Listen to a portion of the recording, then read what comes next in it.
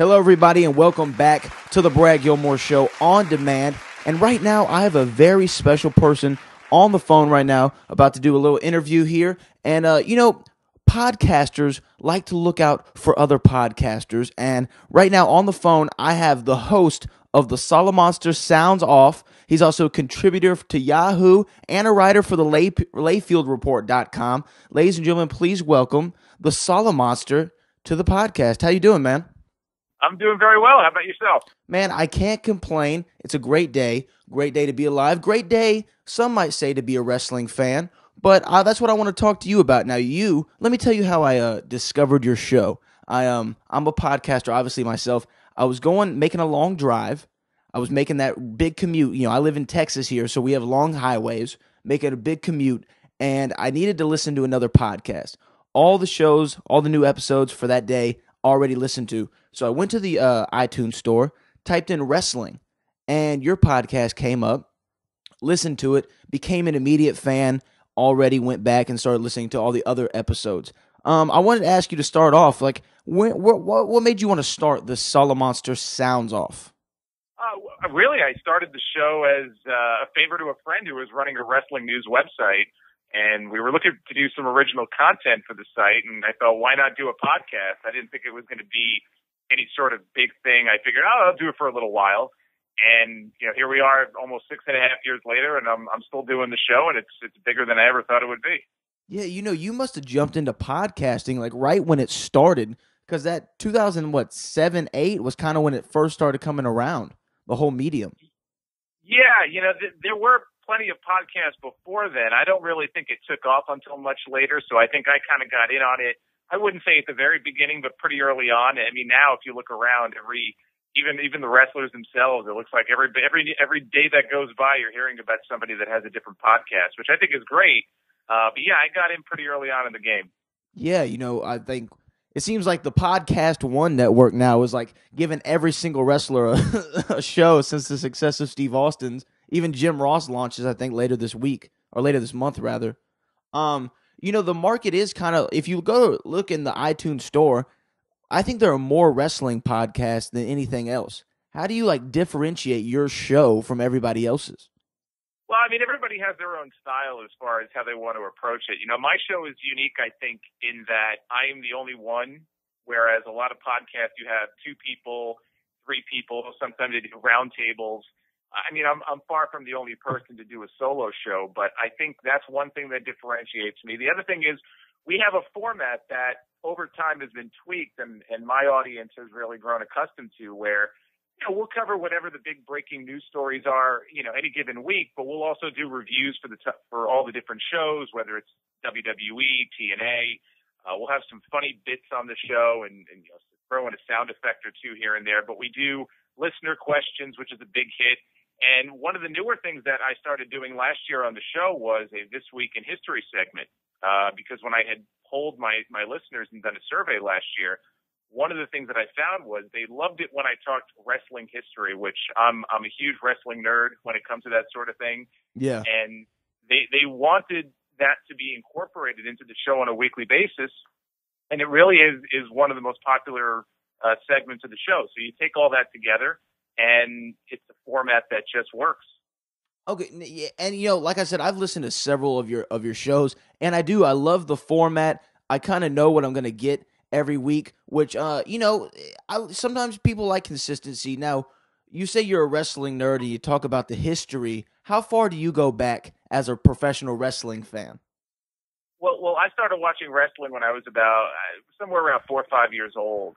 And that would have been right around, I'd say 1987 is probably when I really started watching consistently. My father was a fan. My grandfather was. So around 87 or so. 87. So who was the biggest star to you at the time? Was it Hogan? Was Hogan your guy? Oh, it was Hulkamania all the way. I mean, Hogan, again, growing up in New York, I've been in New York my whole life, in that Northeast area. It was always, WWF. It wasn't really NWA country. So I didn't get exposed to Flair and Dusty and the Horsemen and Sting and all that until, many years later. So it was Hogan, it was Andre, it was Macho Man, Jake the Snake, all those guys. It's funny what I find funny about quote unquote like smart wrestling fans and fans who have been like, pro wrestling fans for extended amount of time, is over the years your love for Hulk Hogan slowly starts to go away and turns into a little bit of resentment. Do you have that too? You know what, Hogan's a funny one to me because Lord knows on my show I've bashed him numerous times for a lot of the stupid stuff that he said, a lot of the stupid stuff that he's done. We've heard the stories about him as a backstage politician and all that kind of stuff. Hogan, I mean, he seems like a cool guy, and I think as somebody who grew up with the Hulkamania boom, in full rage, I think I still have a soft spot for Hulk Hogan. So all this talk about him maybe coming back at WrestleMania 30 this year, which I'm sure he will. I mean, many months ago on my show, I pitched the idea that he should be the host of the show. I don't know that you could really do much else with him, but I think it would be cool to see Hogan come back. I have no interest in seeing him as a full-time performer. I wouldn't say I hate the guy. I just think, it's a shame some of the things that has happened to him and some of the stupid things that he's gotten himself into. I have kind of a love-hate relationship. Maybe that's the best way to put it. I have to agree with you, but Hogan's last run in TNA to me really soured a lot of my love for Hulk Hogan because it just seemed like, I don't know, like he was way past, his prime on the mic, obviously, and, that Bound for Glory match with Sting was kind of hard to watch for me. So I guess, what do you think of his TNA run? I think his TNA run is going to be remembered as a giant waste of time. I think he collected a paycheck. I'm sure, he made out very well, him and Bischoff, but they brought Hogan in for one very particular reason, and I think that was to raise the awareness of the TNA brand and hope that, Hogan had the golden touch at one time, and now he doesn't. And I think, Dixie Carter and all of them kind of put all their eggs in the Hulkamania basket, so to speak, and it backfired on him because he was there for 4 years? I mean, when you really look at it, what do they have to show for it? Not much. So I look at Hogan's TNA run as more of a vanity run. He got himself a lot of television time. He got his daughter a lot of television time, and then she kind of disappeared. And I don't really think that it benefited TNA in any way. I think it was just a waste of time, a waste of money, and it was Hogan looking out for Hogan. Do you think that TNA just kind of, I feel like sometimes, and when TNA first started out, I was a big TNA fan, but then it just seemed like over the years, they focused so much on former WWE stars to get their new guys over, when really, I don't know, I don't think there's been really, maybe you could dispute this, but I don't think there's been one WWE star that's come over there that has really made such a big impact, in my eyes. You can maybe say Kurt Angle, but what do you think about the WWE stars coming over to TNA? Well, you made a comment a moment ago about how, they were bringing over a lot of WWE guys to put over the younger talent. I mean, some of them have done that. Kurt Angle, you mentioned him. But if you really look at it, I don't know that they brought those guys over just to put their own talent over. And it's funny you mentioned that because, on my YouTube channel, I did a review of the AJ Styles shoot interview. AJ Styles was, the face of TNA for 11 years. He left the company on not the best of terms. And he did an interview last month and talked about this. And he said, one thing that he absolutely hated was they would bring over all these WWE guys, like Rob Van Dam is one guy that he had an issue with. And they would come in and right away they would put the title on them. Or, when Kurt Angle came in, almost instantaneously within his first month or two, they had Kurt Angle beat Samoa Joe, who up to that point was this undefeated, machine in TNA. So I don't even know that TNA's mindset was, hey, we'll bring these guys in and put our own talent over. I think they were just, hey, these guys worked for Vince McMahon. Let's bring them on over. And they must be good. Yeah, exactly. Well, as you can tell, that's done them a lot of good. The funny thing about it, though, is that TNA right now, and it's only been a couple of weeks, so we'll see where it goes. They just finished up their European tour, and ratings for their Impact show the last couple of weeks have been up. And that's, they've got kind of a positive vibe going on. They performed in front of some big crowds. But if you look at the talent that have been the primary focus the last few weeks, it's been guys like Samoa Joe and Austin Aries, a lot of that homegrown talent, some of the newer guys, Magnus, that they're trying to focus on. And it's frustrating as a fan. If they would have done that 4 or 5 years ago, who knows where they may be right now, but they kind of went off the rails for a while, and, they are where they are. I noticed about those TNA shows like overseas, And it seems like the show itself, the crowd, the whole production, everything looks better to me when they're overseas. I think they should do that a lot more.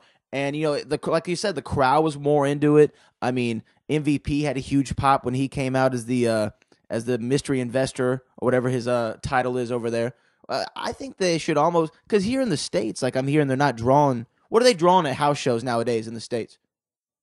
Well, I mean, it's not good. It depends on what market. I mean, they had some house shows recently, I think, in Alabama where they barely drew, a few hundred people. Yeah. But they'll have other shows where maybe they draw 1,000. They don't generally do that well. Yeah, so like, but the arena in the overseas looked like it was like a few thousand people, and I just maybe they should do an extended stay in the UK next time. Well, they already mentioned that they're going to be going back to the UK next year. This is kind of their annual January, February tour. I'm sure they would love to go there more often, but there's one little tiny problem with that. It costs money, and that's money they don't have. So that's why they can't go back. And I did an interview with somebody else. We had a debate about TNA. He was an international listener of my show also and a big TNA fan, and he thought that TNA should move their base of operations overseas. And I thought that was a terrible idea. And it was funny because he actually went to one of the recent TNA shows overseas, and he sent me a tweet. He was at one of the tapings, and because I guess the first taping, like you said, very packed, very energetic. I guess the second taping, not so much. And he sent me a tweet that said, "By the way, you were right," because and that's true because when you're out of that market for so long, and those fans are so starved for action, they're going to be more excited. They're going to go. They're going to buy tickets.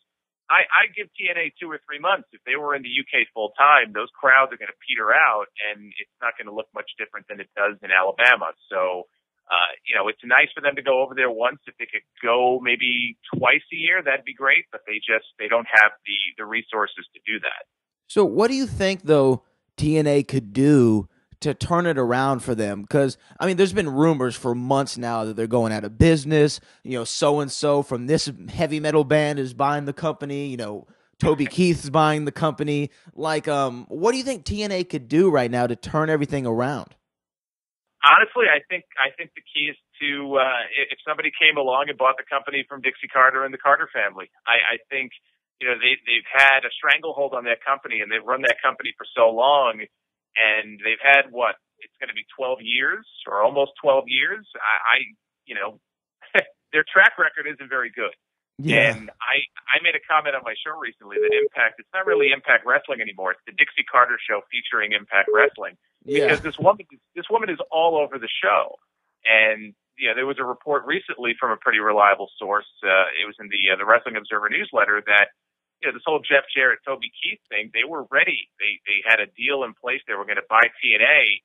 And supposedly, as the story goes, the one contingency was, okay, we'll sell TNA to you. But, Bob Carter, which is Dixie's father, said Dixie has to stay on in some role as a TV character and have some degree of power. And that was supposedly the straw that broke the camel's back. And Jarrett and Keith said, you know what, we can start our own company. We don't need you. So I don't know if TNA is just a vanity project for this woman, if she's trying to get on some reality show. I don't know what her deal is. I just don't think that a Dixie Carter-led TNA is ever going to go anywhere but down. So I think it starts with new ownership, new ideas, new people in charge. Because it's not the talent's fault. They have some really talented guys, and I feel sorry for them because, when I see pictures of them at a house show in a gymnasium that they can't even fill, it's kind of depressing. So I think Dixie has to go. I think ultimately that's what has to happen. I think I have to agree with you. Do you have any what are you thinking about Jeff Jarrett and Toby Keith? I know like Jarrett just released like a teaser video of his new wrestling promotion is coming. Have you heard anything more about it, or is it all in the hush hush? It's very hush hush right now. I mean, again, there are certain reliable sources. People say, oh, the dirt sheets and all that, but there is some reliable information out there, whether it's the Observer, the Torch, or what have you. So based on things that I've read, I don't think anything is going to happen until the end of the year at the earliest. It sounds like they're scouring for talent. They're trying to get certain deals in place. I don't know that you can start a major promotion these days without having a real solid television deal in place. So I don't know if Jarrett has a TV deal that he's working on, and one interesting wild card to watch for is the Spike TV contract with TNA expires in the fall. So I would imagine that Spike is pretty happy with TNA. They still do some pretty good numbers for the network, and we'll find out soon if they lock him into a new deal. But if they don't, I wonder if Spike would drop TNA and Toby Keith, very famous guy. Apparently he's a multi-millionaire. Yeah. Very successful musician. I'm sure he's pretty popular in Texas where you are. And so maybe they say, you know what, we're going to go with Toby Keith and Jeff Jarrett and bring them to Spike. I don't know, but everything is being kept hush-hush. I don't think we're going to know a whole heck of a lot until later in the year. Okay, so let's say toward the end of the year, TNA either they finally go out of business, and don't get me wrong, I don't want to see TNA go out of business. I think the more wrestling companies out there that can maybe cultivate talent, the better for the fans at least. But say TNA does go out of business. All right, now all these wrestlers on TNA's roster are out of the job. If you're Vince McMahon or you're Triple H, who are the guys that you sign from TNA, or do you sign anybody? I mean, if I'm Vince McMahon or Triple H, I absolutely would want to pick up some of those guys. Do I think they're going to do it? There may be one or two people they're interested in. I mean, if the whole company goes under, I would be stunned if they didn't pick up some of those guys. But, I mean, look at a guy like AJ Styles. I know he's not getting any younger, but he's one of the most talented guys out there, and they haven't even touched him. Yeah. So if I'm in their shoes and TNA goes down, I'm thinking guys like Samoa Joe. I'm thinking guys like Bobby Roode. Those are probably two of my favorites in TNA. Very talented guys. Austin Aries, very talented guy. They just signed the Wolves, Eddie Edwards and Davey Richards, who had a tryout at NXT, and apparently Triple H wasn't impressed. So I doubt they would pick them up.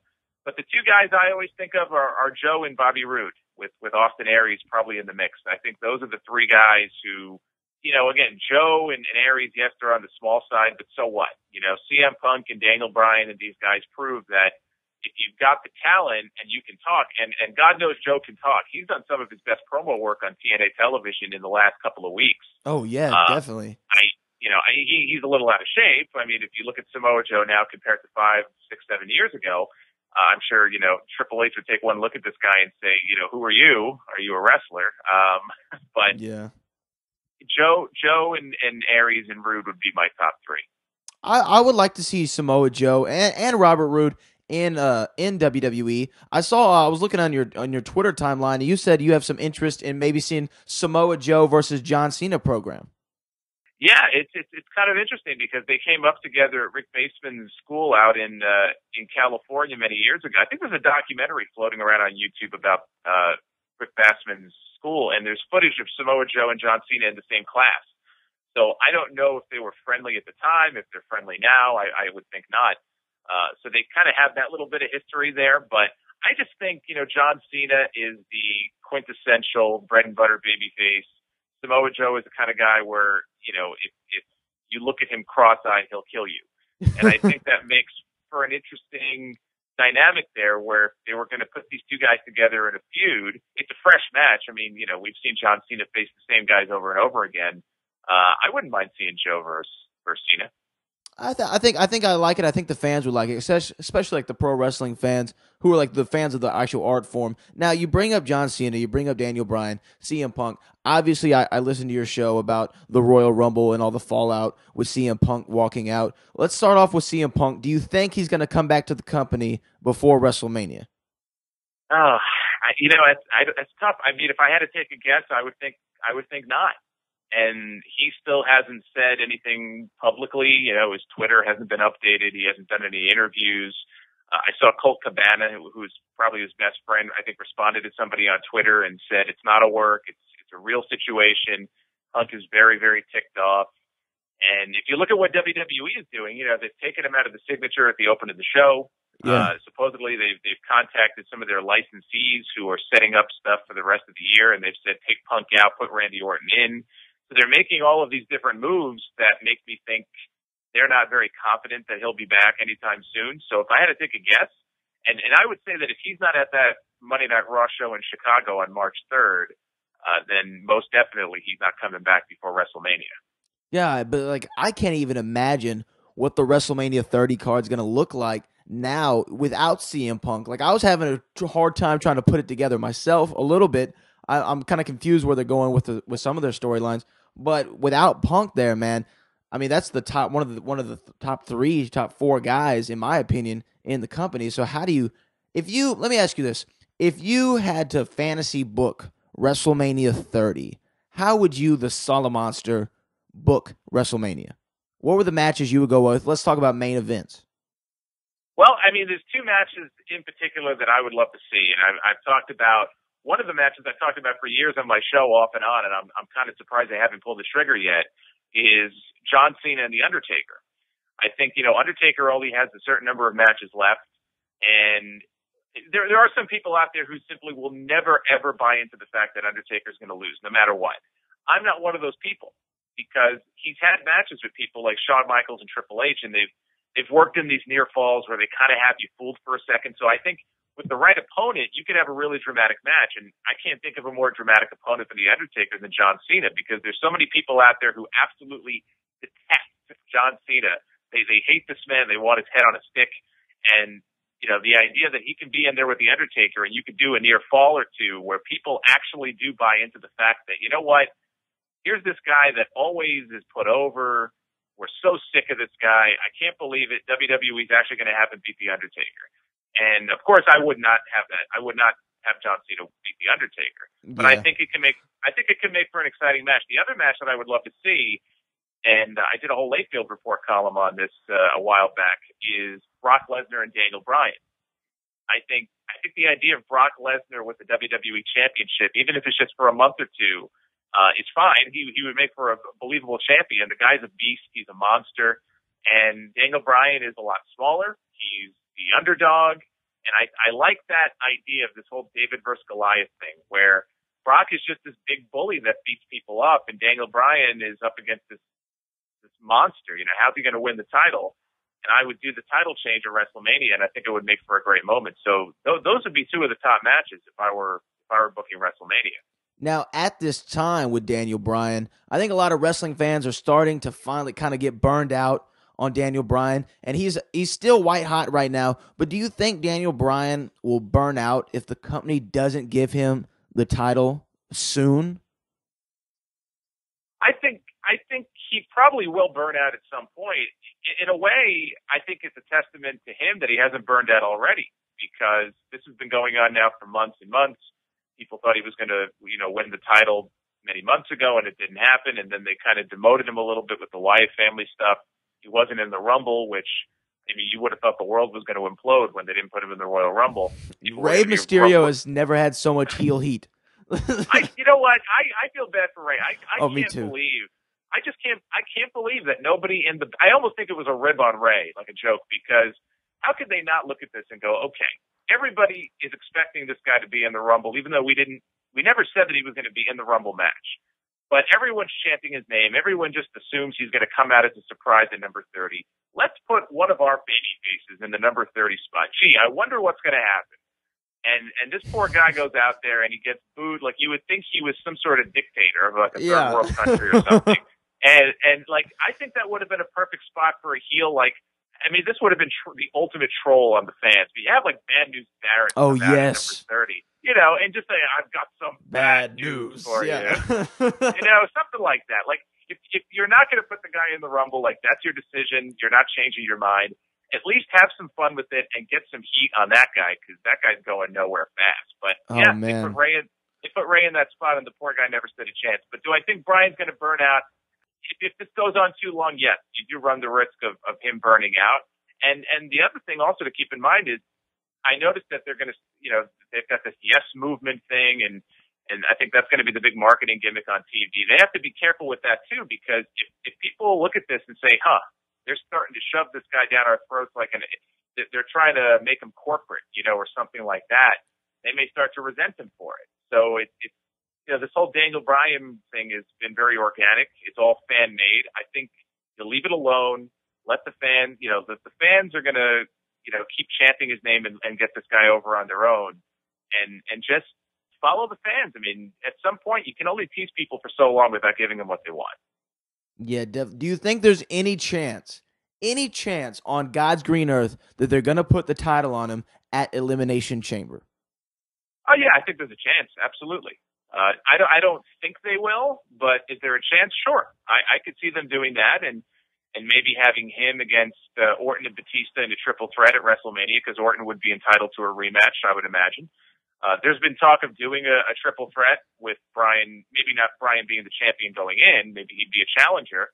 And I'm not a big fan of having triple threat matches or fatal four ways as your WrestleMania main event, but I'd probably make an exception in that case, just because I think if you put Orton and Batista out there, you're asking for trouble. I think that match, you're just asking for the mother of all hijackings on your biggest pay-per-view of the year if you don't somehow find a place for this guy in one of the top one or two matches on that show. Would you be mad though if he wasn't in the title picture? Or I'm sure the WWE universe would be mad, but would you personally be mad if he wasn't in the title picture, but he was maybe even against Undertaker or Brock or Triple H or something of that? At least like a semi-main event, not the title, but up there in the card. Would you be mad at that? No. Okay. No, I wouldn't be mad. I mean, I don't know what there's to get mad about. I'm just, look, they talk about how they tell stories, right? That's what they do. They're storytellers. Okay, well, let's look at the story that they started telling. They started the story in the summer of last year, and John Cena picked Daniel Bryan to be his opponent at SummerSlam, and they had this great match, and Bryan won,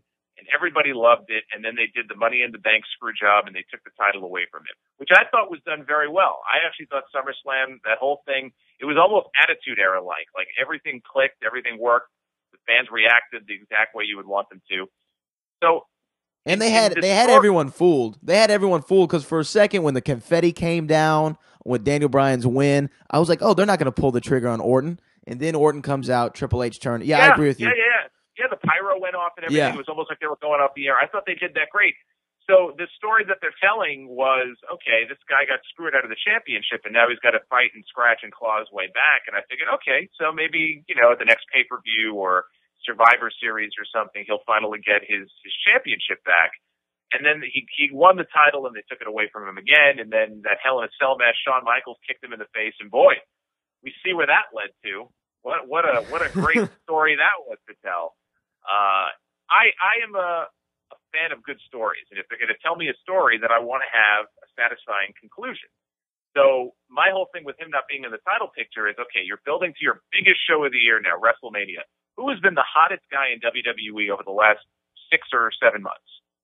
Daniel Bryan. Daniel Bryan, exactly. So, and the fans are as into him now as they've ever been. And at some point, you've got to give them that payoff. Well, why wouldn't that payoff be on the biggest show of the year, or maybe the Elimination Chamber? If they don't give the fans that payoff, and they just have no intention of putting the title on this guy, then that's a really crappy story that they told. So as a fan, I'm kind of offended by that, because you dragged us through the story for 8 months or however long it's going to end up being. And it's like buying a book, okay? And you're really into the story, and you're 200 pages into the book, and you get to page 201, and you see that somebody ripped the last 20 pages out of the book. Yeah, that's a great metaphor. That probably wouldn't make you very happy, now would it? No. Yeah, so that's my whole issue. But look, if Bryan's going to be prominently featured, I'm happy for the guy. I'm not angry. If he's in there with The Undertaker, just like Punk with The Undertaker last year, that's nothing to be ashamed of. That's one of the top matches at WrestleMania. Look, it's a far cry from him being in a tag match like he was last year, or losing in 18 seconds 2 years ago. So I'm not mad. I just want them to finish the story that they started. Yeah, have a good payoff for the fans. Well, I appreciate you coming on the show. When we get closer to WrestleMania time, I'd love to have you back on when we get a more full card and we can discuss it more. You can follow the Solomonster at Solomonster. And what's your YouTube page? YouTube page, my username on there is the Solomonster, all one word. But I think if you type in the name of the show, Solomonster sounds off, it'll probably come right up. Okay, good. All right, well, appreciate you coming on, and I'll probably talk to you around Mania time. Sounds good. My pleasure. All right, appreciate it.